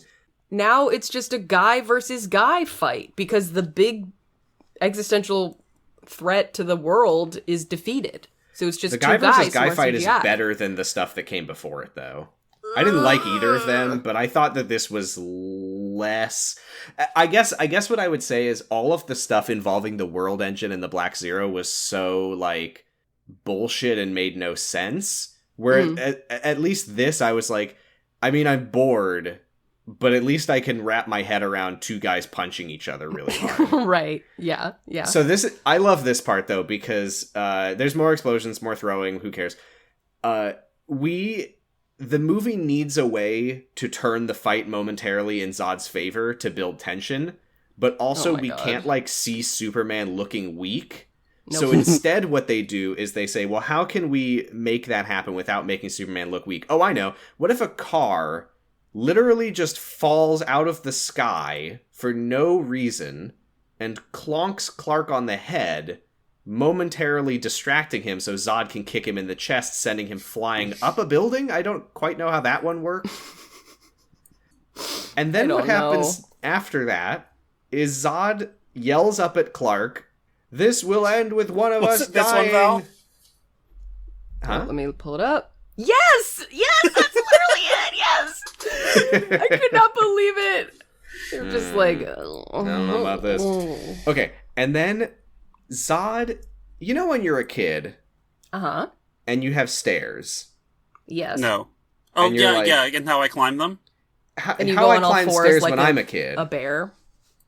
Zod charges up the building at Clark, who is flying above it, and we see Clark's perspective of Zod Hey, I'm thinking you're neglecting to mention the fact that when he flies through the parking garage, that Zod throws a LexCorp brand truck. LexCorp gas tanker. Oh, yeah. So we see Zod climbing up the building, like a little shot from above, and spider. He just looks like a child running upstairs on all fours. It looks so silly. It's very weird. Yes. It's goofy as hell. Speaking and then of goofy as hell, Superman, we see from below, like we see Zod's perspective, and we see Superman looking down, just going, making the he looks polite face again, but angry. There's more fighting. Somehow they end up on top of a building that's like under construction, and Zod grabs an I-beam and jumps at Clark, and Clark cuts it in half with his own I-beams, if you know what I mean. Laser eyes. Zod uses the remaining hunk of I-beam, and I swear to God I'm not joking, this literally happens. He knocks Clark back, sending him flying into a sign that says 180 days without a workplace accident. Clark collides with the sign, and the 1 and the 8 fall off, and it says 0 days without an accident. Oh my god, I didn't see that. That's really funny. This is like a gag that I would expect in, like, Deadpool or something. It should say, like, clonkety bonk. Yeah. Like, I would expect this to happen in Metal Gear Rising, and they play, like, a wah-wah trombone after it. Yeah. Like, I can't believe this happened here in the midst of 9/11. 911 9/11s. And then Zod is like, I was born for this shit. I love this shit. And he floats up and he removes his armor using his telekinesis. And he's basically just wearing like long johns. To reveal he's his wearing own Kryptonian Motley. long johns. Yes. He's wearing a Jester's costume, but it's all black. Also, I looked up the word motley over the week. I did not know that was a word. How did you two know that word? It's A Song of Ice and Fire. Yeah. Okay. I know the word motley from Butterbump's juggling with his big fat ass. This is just like the time I was hanging out with two people where I was like, oh, it's like a mix of salt and fresh water. I know there's a word for it, and both of them at the same time went brackish. Salt water. And I was like, I'm not weird for not knowing that. You two you are meant a weird mix for of knowing salt water and I literally thought you meant a mix of salt and fresh water. Salt water. Salt water. I've never heard the word brackish. I mean, before, brackish is something you have it? Oh. No. Well, now you have. People? Why? Wait, sorry. Were you saying brackish is something I should know? Why do I need to know about brackish? It's just a word for a thing that exists. When is that ever going to come up in my life? Part of the English language. Why not? I mean, don't know it every helps word. when I'm sorry. When you're Sherlock Holmes and you're trying to solve a mystery of a knife that's been stored in brackish water. Uh-oh. So anyway, Zod's throwing Superman around. That's all I wrote for this. It all happens. They punch each other. They go to space. I will say, I thought this. I wouldn't say I liked this part, but I think this was probably my favorite part of the fight, where they're both flying, because you can like really feel how fast they're moving. I thought that was kind of cool. So I like to imagine that I'm someone in Metropolis, and like I've just somehow survived 10 9/11s happening, and that I see not Jack. I see the two guys who are doing the 9/11s go and fly up into space, and they're like, "Oh, thank God!" And then, like 10 seconds later, they come crashing back down into the trace. Sake. Oh, fucking hell! I know. When they were fighting in space, I was just kind of like, I mean, maybe just because I'm not like a big fighting movie person, so I wasn't like interested in the fight, just kind of on that level. But like, there are no stakes in this fight because it's Superman versus someone who's already been mostly defeated. Like, Zod's plan for taking over Earth is over. It's not going to happen. And then if you're get kind of a twist later. Yeah, well, I mean, that's kind of something for Zod, though, that it's like he has nothing left to live for, so he's like, I'm just going to do as much damage as I possibly can, and Superman's basically like, I need to mitigate that as much as I can. Well, I think but that's the thing is, like, the Superman kind of doesn't want to kill Zod because he's the last of his people. Right. Yeah, I gotta say, they really did not establish that very well, I would say. No. And the the fight, I mean, you're watching this like, you know, Superman is eventually going to win. So what? What was the point of this, you know, like there's no stakes. I mean, that's how I felt watching it. It was just like, okay, and then eventually Superman wins, right? Like well, to be fair, that might be because we watched the movies out of order, whereas I'm sure that if you were watching this in the theater, you might be like, "Oh, maybe this is the last movie." Yeah, maybe the first Superman movie is the last movie. Maybe he dies in this one. He might die in this one forever. And then they tell you that for most of my life, I thought that the word painstaking was painstaking and not painstaking. I also thought that until right now. Yeah, Really? you have to take pains to do something. A lot of people think that. A lot of people think that. But because it said painstaking. Yeah. Like, it's not said painstaking, it said painstaking. It makes sense, Painstaking. though. Yeah, no, it does. Now. It didn't make sense until now. And then Zod and Superman like crash each other into Grand Central Station. So there goes Grand Central Station, I guess. It's not Grand Central. That's Old Bailey. That's the Old Bailey, yeah. The what? Hey Sam, now I bet you wish you knew what the Old Bailey was, huh? Because you're playing the game where it's in. Is that a government bank? It's a courthouse. The Old Bailey is the courthouse in England. It's where the reactionary terrorists went. Yeah, we didn't recognize it in the first movie. Anyway, this isn't Grand Central Station. Okay, what I is thought it then? It might as well be. It might. I mean, it's in Chicago, so. Yeah, it's the Chicago version of it's the Metropolis version of Grand Central Station. Wait, sorry, I knew sorry. that's. What are you saying? Are you saying that Grand Central Station isn't in Chicago? Yes. But that doesn't make any sense because Chicago is central to the United States. So you're wrong. And it's pretty grand. Yeah, fuck you. I'm sorry. Okay. I didn't mean it. So now something interesting happens in the fight. It's like really? Yes, finally. That's nice. This is it's like a mano thing. So Superman has Zod in like a chokehold or something? A headlock. A headlock. And Zod says, if you love humans so much, why don't you marry them? It's Union Station in Chicago. Okay. Union Station in Chicago. Great. That's because that's where Superman and the human race have their holy union. If you love humans so much, why don't you marry them? Yeah, why don't you enter a legal union? I think that unions are pretty grand, and they should be central to everyone's life because they affect your workstation. So...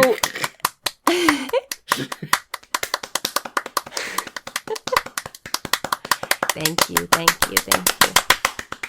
Please, go on. Okay, anyway. So Zod's like, okay, you love people so much, watch me kill this family. And he turns on his laser eyes, and he's pointing his laser eyes, not at the family, but like directly in front of him, which, he missed a little bit. This is the strangest way to do this, because of all of your body parts, your eyes can move the most independently. I know. I was losing it. Like, I was like, is this too CinemaSinsy? Because Superman is, like, holding him by the neck and, like, trying not to let Zod turn his body toward the family. And I'm just like, good thing Kryptonians can't move their eyes, I guess? Right. Like, just look at them. Just look over at them. I don't know. You don't really move your eyes a lot within... Your eyes don't really have that big of a range of movement. Oh, yes, they do. No, they don't. If your face is pointed a foot to the left of someone who's like 20 feet away from you, you can move your eyes 5 degrees and look at them. Yeah, but that's not how I would do it if Superman was trying to break my neck. But also they're far away, which means that it's even easier for him to turn his eyes towards them. They're like in front of him. Okay, my opinion is that they come out straight no matter what. I mean, that could be what happens with laser eyes. Like, it's not just the same as looking at things. I don't think the laser eyes correlate to, like... But they literally come out of the pupils. We see it a million times. Yeah, maybe they have to be, like, locked forward. This whole scene is just... I mean, this moment is way too long, and it really gives you time to think, why isn't he looking around, or why isn't he able to move? Because... So Zod is trying to, like... laser this like family that are like running away, but they're in the corner, so they can't run any further, I guess. And Superman is holding Zod's head, and he's like, "Don't do it!" Maybe the laser eyes have kind of like a kickback. So, like, if you were to kind of turn your eyes to look at the family, they would turn your head that way. They would turn your head the opposite way. You know what I'm saying? Like, how, like, imagine, like, you're imparting force on an object. And if you impart you have to do it straight on, or else it won't. Yeah, because it'll just turn the object the other way. I could see that. I can't. Either way, this is a lot of discussion that we have to understand this scene, instead of, you know, what you're supposed to do with movies, which is where you watch it and then I did not think about this. I did not think about this personally when I was watching it. No, yeah, but you know what I mean? Like, it's just like, this is what Snyder films do to the human brain. Fuck you. Me? Get out of my podcast. Oh. Okay, so then Clark says, Zod...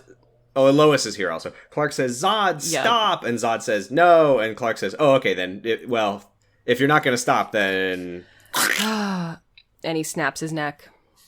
And then Superman screams in anguish, and it echoes through the building, and I don't know about you two. Makes the mother boxes wake up a little bit. I was like, that sounds more like the funny scream from the beginning of the Snyder Cut than the scream at the end of Batman v Superman. I thought that this might be the scream that they used. Oh, maybe that's why I found it familiar. Lois holds Clark's head to her tummy and comforts him, and they form a grand union. Yeah, he hugs her like she's his mommy. She is like buries his face in her shirt. In her mother. Every boy's special lady is his mommy. Right? And also, like, so he does the sad scream, and then, like, Lois is there, and he looks over at her, and his face is just so dry and normal. He does not look like he just went through an anguish at all. Like, it's just... I'm feeling normal about it! Oh, hey, Lois. Yeah. I just wish that he was a little more... Yeah, torn up or something about it. But no, he's fine. He extincted the Kryptonians. Like, my eyes get more watery and, like, red from coughing than Henry Cavill's did in this scene, from doing a huge scream. I cried more at a fairly emotional moment in Final Fantasy XIV than Clark does here. My eyes get more watery from me yawning out of boredom while watching this scene. Yes. So then we cut, and I like, literally, while taking notes for this, heard in my mind Giga going, doo-doo-doo, they're driving down the desert, doo-doo-doo. It's me, I'm living in there now. That's the feeling that this scene gives you, is just like, doo-doo-doo-doo, now we're driving in a military vehicle in the desert. A drone comes out of the sky. We see that the people who are driving are Calvin Swanwick, and I finally fucking looked up who this woman is who's always standing next to him. Captain Holly Pisspants. Her name is Carrie Ferris. She is an Air Force captain, and she is Calvin Swanwick's assistant. And I looked it up. There is a character from the Green Lantern comics named Carol Ferris, who is in the Air Force. She is Hal Jordan's love interest. Yeah. And she is a member of the Star Sapphires, so I hope they never need to use that character after this. Does she appear in the Green Lantern film? I think she does. I don't know. Carrie Ferris. Anyway, so she's really young. She's like 20. She's like 16. Oh, wow. I think she's about 8. She's 2. Yeah. So she'll be born in the next Colonel movie. Swanwick is in the car with a baby being born. Yeah. And then he says his classic line. Oh my god. He comes out and Superman's standing in the wreckage of the drone. Because Superman had thrown the surveillance drone down onto and Calvin T. Swanwick comes out and looks at the movie poster to see what this movie is rated. Are you effing stupid? Are you taking stupid pills or something? Juice me! Superman, are you freaking stupid? Come on! He says effing. He says effing. My man are you says effing stupid? Because he's in uniform. You're not supposed to swear in uniform. Just like you're not supposed to talk about how someone's hot. Oh my god. Superman is like, stop trying to figure out where I hang my cape. Swanwick says, how can I trust you not to be our enemy someday? And Clark says, sir, I grew up in Kansas. I'm an American boy, and I only want to help, unless there's kids involved. About as American as you can get. And I grew up in says, Apple Kansas. pie, the 4th of July. Jazz. And then he says, Swanwick, you know that you can trust me. I need you to help convince those fucking hot air balloons in Washington. I need you to convince those old fuddy-duddies in DC that I'm on their side. Piss Lobby drinking. for me, Swanwick. Lobby for me. I gotta say, by the way, it's answer. very funny that one of the last things that happens in this movie is Superman basically says, General Swanwick, you are going to be my, like, contact in the government, and it's your job to convince them that I'm a good guy. And then that... he doesn't. It doesn't happen. No. It never comes up again. Do they ever even interact in the next movie?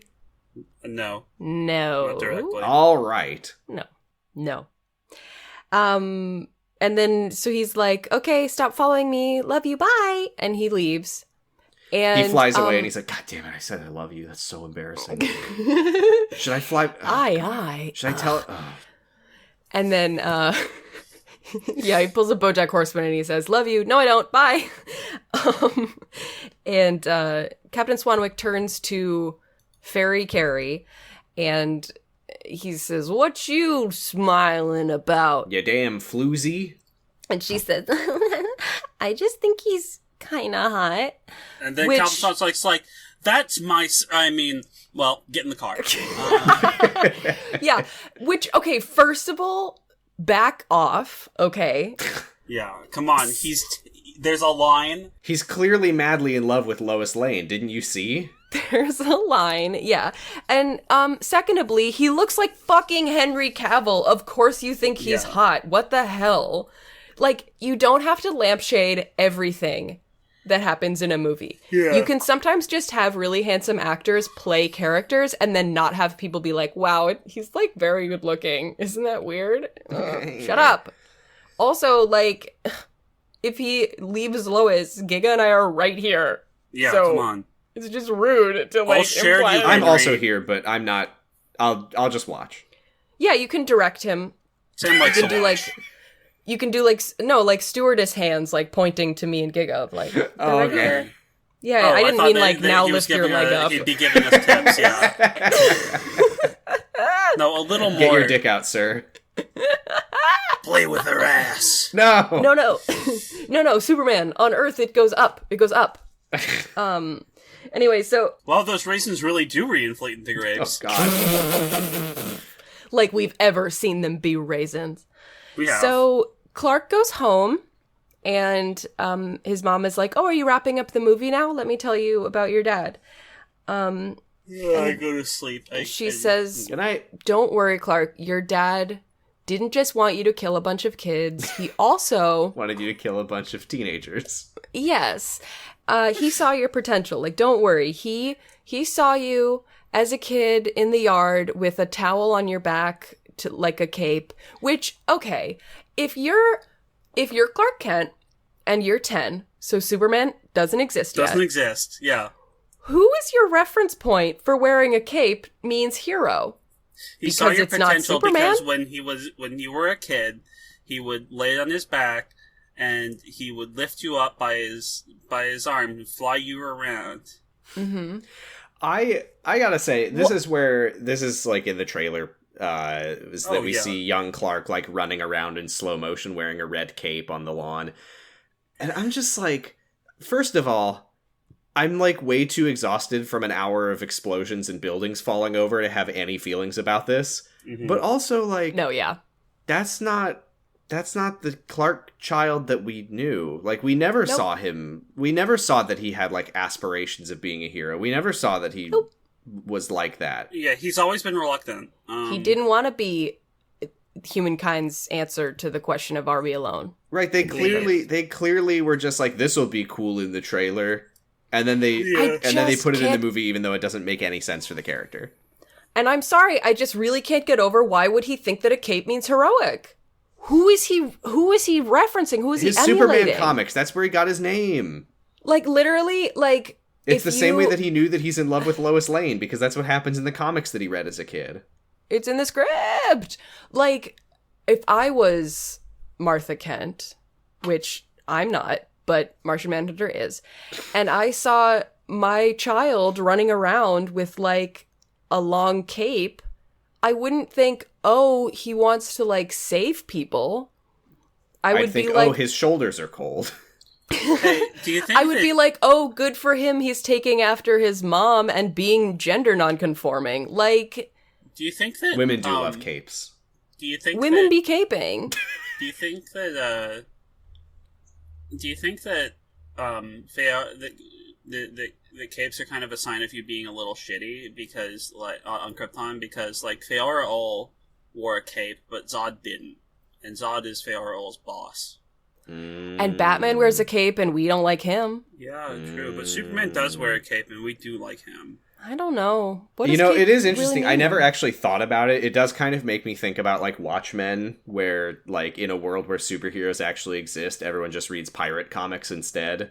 Where, like, yeah, it is kind of weird that Superman, as a child, was emulating comic book heroes who don't exist in his world. Well, maybe it's like a knight. Maybe he has that hair, like in that image where the knight's protecting the lady from all the things that are being thrown at her. Or he was literally just running around. There was a red towel hanging from the clothesline. It fell on him, and it was on him for a second, and that's what we saw. And then he took it off and was like, "What was that?" Yeah, and Kevin but it was in slow motion, like, so it felt longer. Oh, damn! My son's turned into a fruit. Exactly. I also like that there was a dog in that scene. Not relevant, but no, it's a nice shout dog. outs, Hank. So you killed your dad, Hank. After the flashback, Martha says, "Hey, son, what have you thought about what you're going to do with your life now that when you're not saving the world?" And he says, "Well, I'd like to find a job where I can keep my ear to the ground and people won't think it's weird if I'm sniffing around and looking for crimes and stuff. So I'm going to get a job as a sports writer for the Daily Planet." He gets a job at Kotaku. And receding hairline guy asks Lois out on a date, and she says, "Why don't you go hit on the interns instead? That's not weird." That's normal. And there's an intern standing right there, and they're like, haha, no offense. That's not any intern. No, that was Jenny. No, I know, but why else would they say no offense? I don't know. To her? It didn't make any sense. She's a gentern. Oh. And then Terry walks over and he says, "This is the new guy, Clark Kent." And Lois shakes his hand and says, "Welcome to the planet. Do you get it?" And then they smile at each other, and that's the end of the film. And it says Man of Steel in the credits roll. And then we read, now, as we do with every movie, we're going to read the whole credits. Yay. Okay. Chapter 1, Zack Snyder. Zack Snyder, directed by Zack Snyder. I liked the line of "Welcome to the planet." I thought it was funny and that was a little cute, a little cheeky. I was so beaten down by the 9/11s. I couldn't. I found it very weird that she was like surprised he was there, because it's like, wait, so do they not know each other? What? Like, he goes to work for there because mild-mannered reporter Clark Kent. Yeah, I don't know.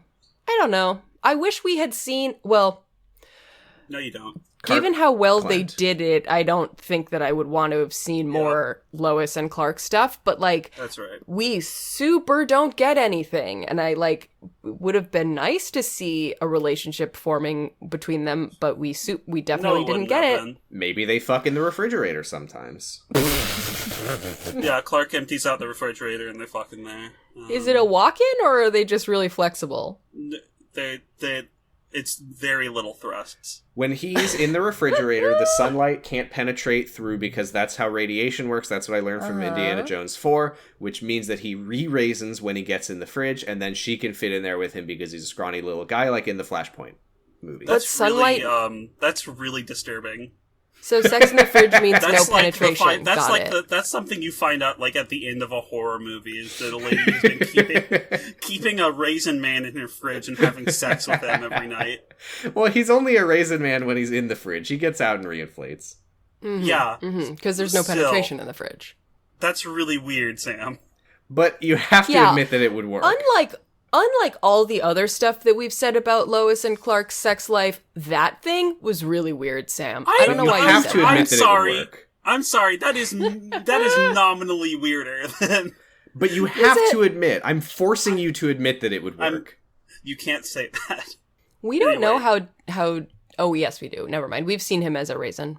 I don't think he would fit in the fridge. I've seen the Flashpoint movie. He would definitely fit in the fridge if you took the shelves out. But what is dick? Oh. Yeah. Okay. Which Flashpoint movie? The animated one. Maybe he doesn't actually know how to have sex, there. and they just kind of hump in the tub. He doesn't go in the fridge, but you see how scrawny he is, and you know he'd fit in the fridge. They just got the hump in the tub, and, like, Lois turkey basters him. For the... Hump in the tub. Hump, in the tub. Sorry. Don't interrupt. I wanted to hear what Giga was about to say about a turkey baster. Well, it's not much more to say. No, I really would would love to hear what you were about to say. What they said. So she takes a semen in a turkey baster and puts it in her vagoozle and impregnates him. Why? Yeah. Because they can't have penetrative sex, or he'll kill her.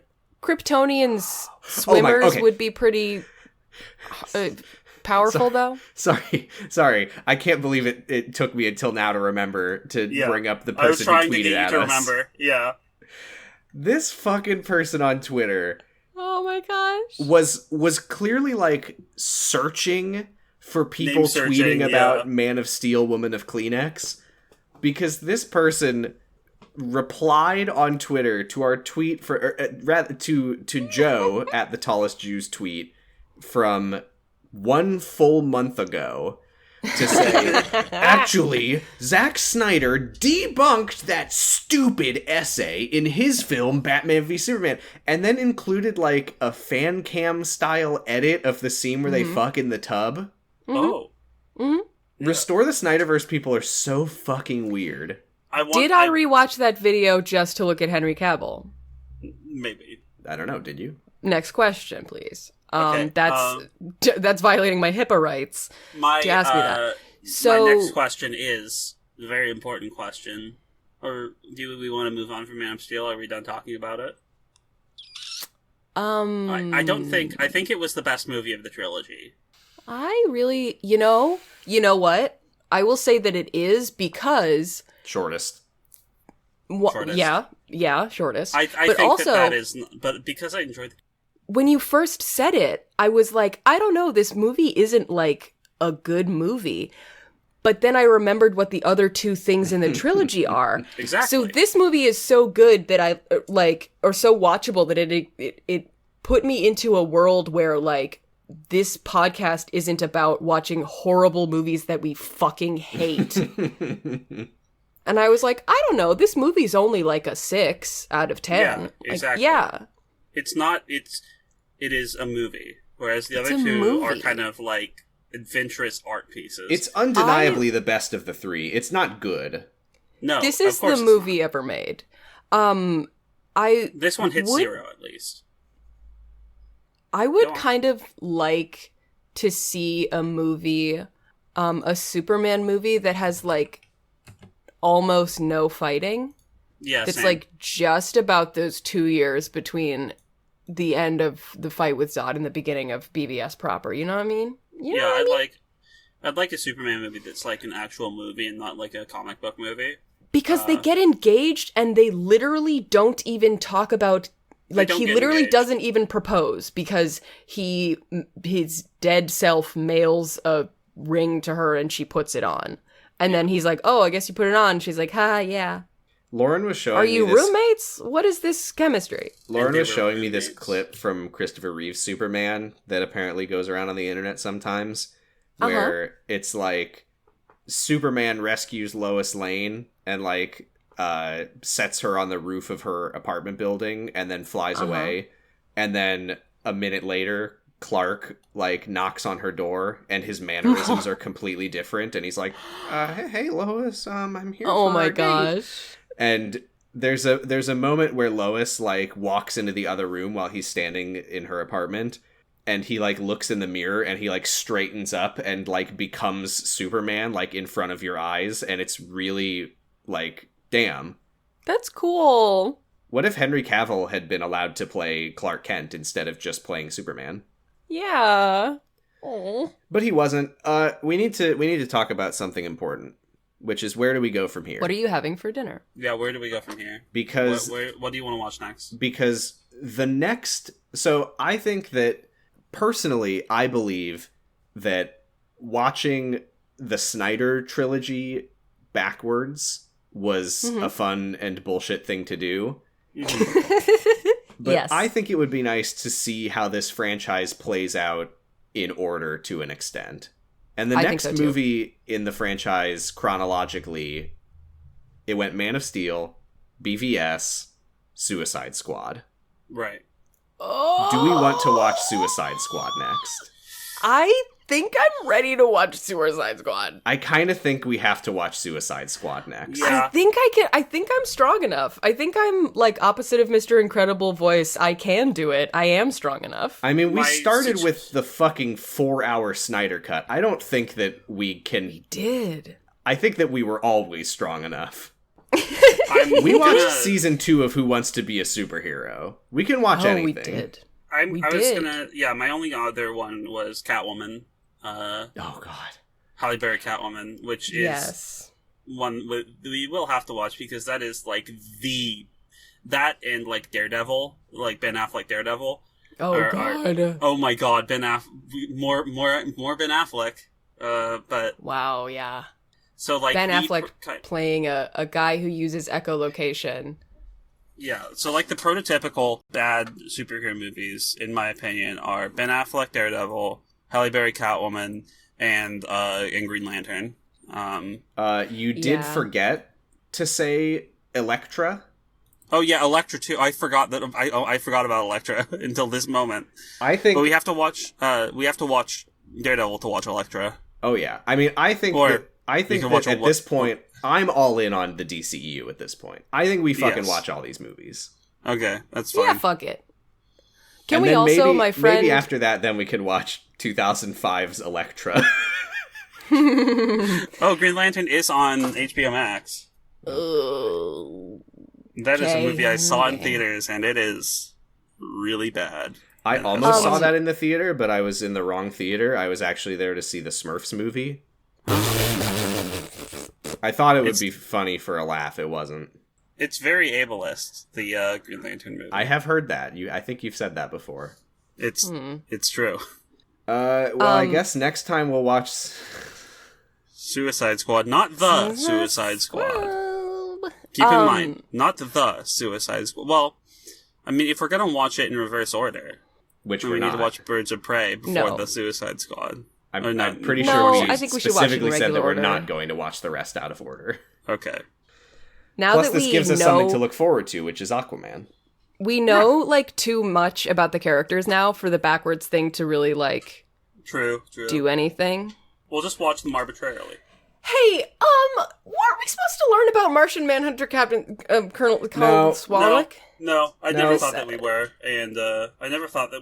and anybody who does was a fool. Well, here's the thing with that, okay? Well, I guess I'm a fucking fool then. Yeah, Val, you're a fool. I think that you might have had a misconception about that is not your fault, which is when the Snyder Cut was coming out, the fact that Martian Manhunter was in it was like a big reveal. Like, nobody had any idea up to that point that Martian Manhunter was even in the franchise. So was like oh my god, was Calvin Swanwick Martian Manhunter the whole time? And nobody actually knows. And this didn't help with that. Oh. God, we're going to have to watch Wonder Woman 84. What a stupid thing to add to the... What a weird... This is like finding out who Gossip Girl is. It's like, it doesn't make sense if you watch the stuff back.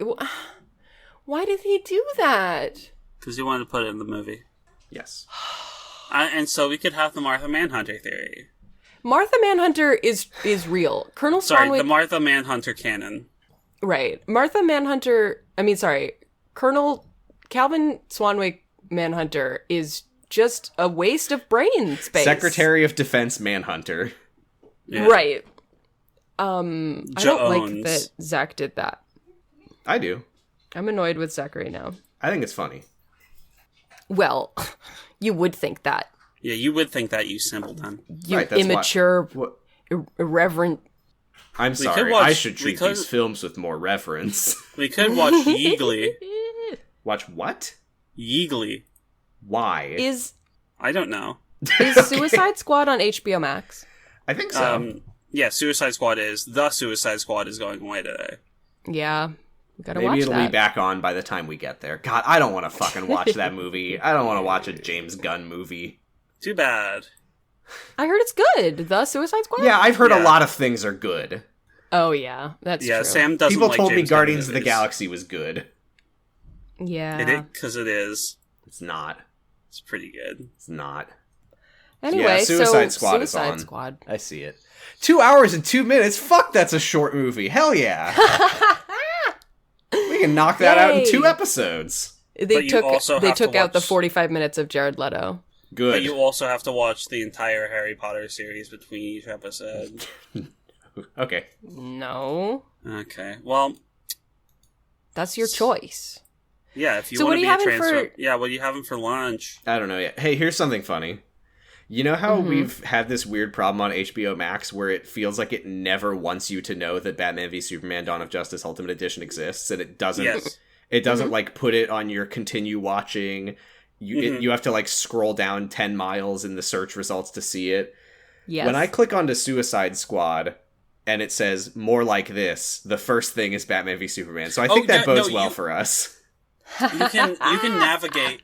God, Suicide Squad, the poster is so fucking unappealing. Anyway. I'm looking forward to knowing what the movie is about at all. Because I know what a Suicide Squad is within the DC universe, but I don't know the plot of this movie at all. So It's so ugly. I'll be going in blind. The Batman v Superman, the only way I could get to it is by clicking on the Suicide Squad. I mean, clicking on Suicide Squad and, like, finding it via the more like this button. It's amazing. that's how I would even when navigate we to were it. watching it and we were halfway through, it wasn't like, do you want to keep watching this movie? Yes. It was like, you're done, right? That's why you quit. You're not. You don't like You it. probably No, don't we want to like watch it either. movies anymore, right? Yeah, you're probably done, huh? So the biggest disappointment I had from Man of Steel was that Superman never showed Cobb. Yeah, we didn't see his full, youthful, engorged Cobb. His tumescent corn.